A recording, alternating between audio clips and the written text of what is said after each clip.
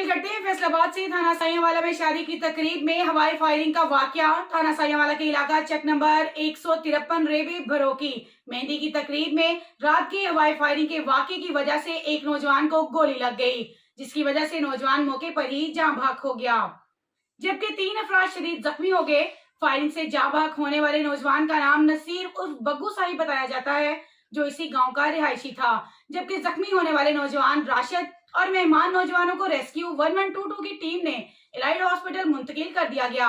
याद रहे, फायरिंग से जाँ भाग होने वाले नौजवान की शादी भी कुछ अरसा कबल हुई थी।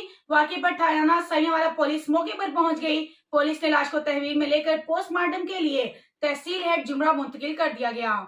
एक बार फिर आपको बताती चलूं, थाना साहियावाला में शादी की तकरीब में हवाई फायरिंग का वाकया। थाना साहियावाला के इलाका चेक नंबर 153 रेवे भरोकी मेहंदी की तकरीब में रात की हवाई फायरिंग के वाकये की वजह से एक नौजवान को गोली लग गई, जिसकी वजह से नौजवान मौके पर ही जाँ भाग हो गया, जबकि 3 अफराद शदीद जख्मी हो गए।